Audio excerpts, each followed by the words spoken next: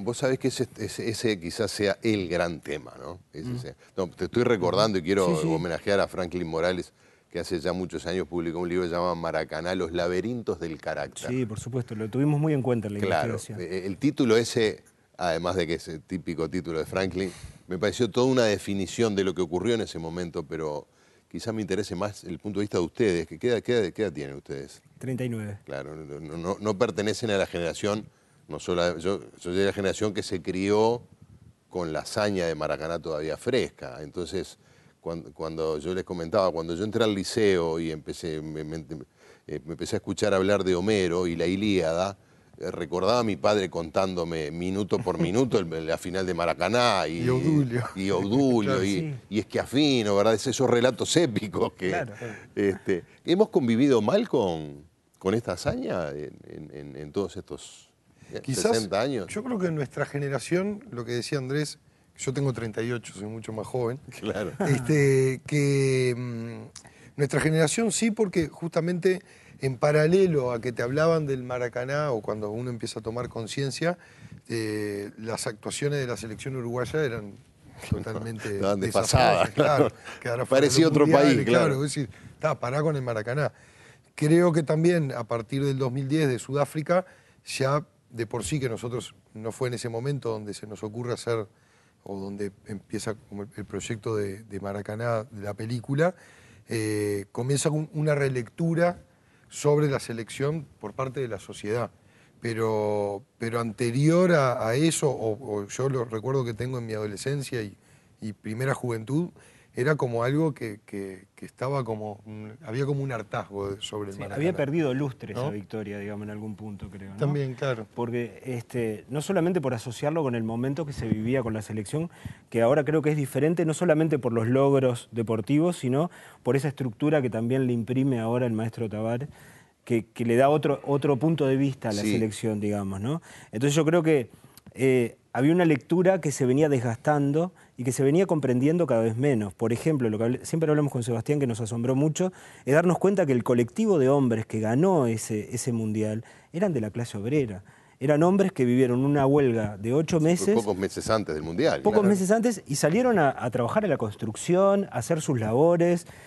Acababan de crear un gremio, además. Exactamente, y acababan de ganar una huelga muy importante en función de sus necesidades. O sea, habían tenido un logro social muy importante como colectivo. Entonces, era otro mundo. Entonces, la lectura que uno tiene que hacer sobre mediados del siglo pasado no puede ser la misma que hacemos hoy, ni le podemos exigir a estos nuevos deportistas lo mismo. De acuerdo. Quizás lo que sigue siendo una constante es la centralidad que tiene el fútbol para el uruguayo, para la sociedad, ¿verdad? Como universo de referencias en valores, en fin, en la autoestima, y ese tipo de cosas. Caetano lo explica muy bien eso, ¿no? Lo plantea desde ese lugar, es el lugar de generación de mitos de nuestra sociedad, es donde generamos nuestras leyendas, nuestra identidad, nuestra historia.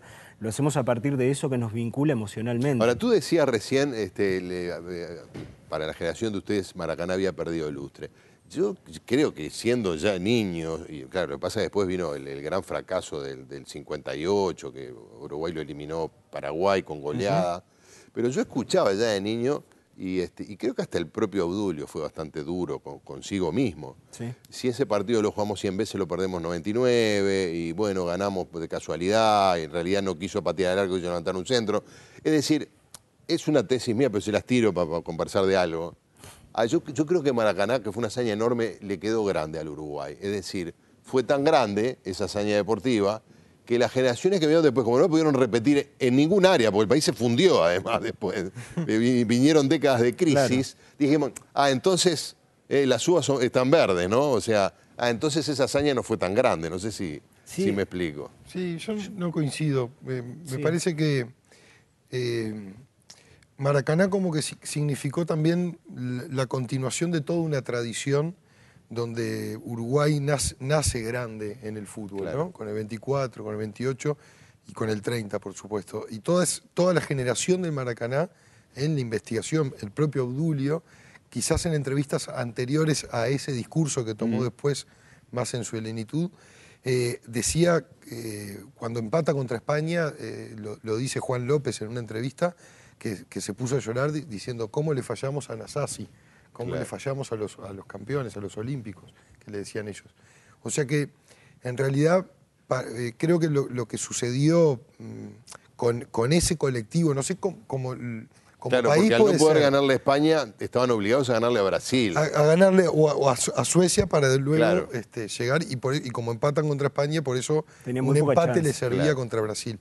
Pero era otro país, lo que dice Andrés, también Uruguay era potencia en Sudamérica, Uruguay y Argentina, que Claro. por suerte no fue Argentina. El mundo estaba destrozado por la Segunda Guerra Mundial, económicamente nuestros números eran, Está bien, eran pero, fenomenales. pero nunca nadie hace el análisis inverso. Es decir, Sí. che, ¿por qué Uruguay tuvo tan mala figuración en las décadas del 70 y 80? El Uruguay estaba destrozado Porque por la yo crisis. creo que es mucho más ¿verdad? fácil hacer una lectura, es mucho, Quiero es decir, mucho más nadie difícil, nos no es más perdona complicado. nuestros malos desempeños porque el país estaba en crisis o en dictadura. Eso es verdad. que- Está bien, eso es cierto, eso es cierto. Pero yo creo que uno de la victoria se aprende muy poco. Sí, es cierto. Y de los fracasos se aprende. Sí. Si vemos al Brasil, que desde el 58 en adelante se transforma en potencia y en quíntuple campeón mundial, hacen una lectura del fracaso bien interesante y sobre todo de la herida social que le generó el poder político a partir de ese Mundial del 50. En Uruguay hubo una cuestión de, bueno, ganamos y esto nos va a sustentar siempre y vamos a ganar. anclar con Claro, esto. claro, claro. Entonces ahora pase lo que pase, Hay que como ponerse la ganamos pelota esto- bajo el brazo y ganamos. No, pero mirá qué desastre que está. No Claro. importa, pero ganamos en el 50. Claro, Entonces, claro. ¿hasta dónde vamos a ir llevando? Yo creo que eso fue la mochila más Pero ¿sabés pesada. que yo, tuvimos. mirá, bueno, el fútbol, obviamente no estamos hablando de cine, estamos hablando, Estamos de, fútbol. hablando de fútbol. ¿Ustedes son futboleros? Sí. Sí, ¿no? Sí, sí. No Pod- fanáticos, pero. Pero son- podrían haber hecho esta película sin sentir el fútbol. Lo que pasa es que, bueno, no voy a contestar por Sebastián, pero creo que es apasionante, te vuelvo a repetir, el universo que rodea al fútbol. Claro. Todos los personajes que rodean al fútbol, que también existen en Carnaval, pero, por ejemplo, para dar un ejemplo, pero en el fútbol específicamente hay tantas cosas que lo rodean dentro de lo social, lo político, lo cultural.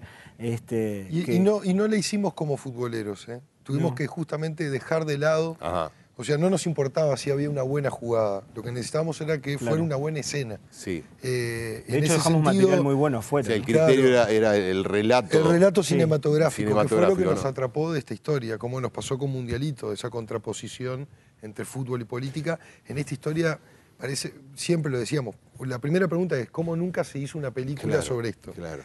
¿Cuántas películas se hubiesen hecho, por ejemplo, el Sí, cine Hollywood, americano? claro. Tendría, Bueno, 25.000 películas. hay una película que seguramente ustedes vieron, porque en el Mundial de 50 pasaron otras cosas, entre otras, que Estados Unidos le ganó a Inglaterra. Total. Y hay una Que película. Eso hubiera sido el lasaña. Maracaná, claro, el Nosotros Maracaná le de sacamos Estados Unidos. lasaña. Claro. Porque eso hubiera Hay una quedado película para la historia. fantástica, Sí. fantástica, en lenguaje hollywoodense, Sí. que para el fútbol o el soccer Sí. fue una verdadera hazaña Sí, sí. ganarle nada menos que a Totalmente. Inglaterra, ¿no? Sí, sí, Y, sí. y la historia, lo que le sucede al Uruguay, parece guionado. Es así, pues, o sea, y siempre lo repetíamos, porque tiene todos lo que se le dice los plot points, o los Sí. quiebres, el punto medio, la parte, el desenlace, parece, o sea, faltando 14 minutos para el final del partido, pero también para el final de la película, O sea, está el gol de Guilla y bueno, y todo el.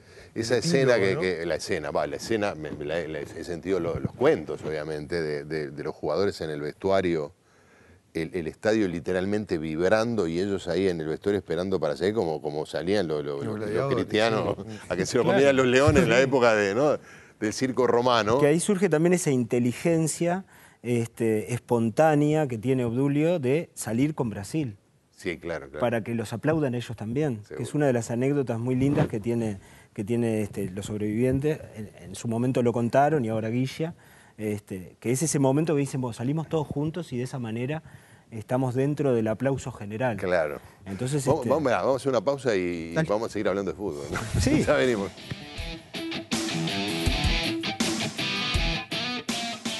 Buscán Disquerías, todas las películas son de terror. El cuarto y nuevo disco de La Hermana Menor. Edita Bizarro.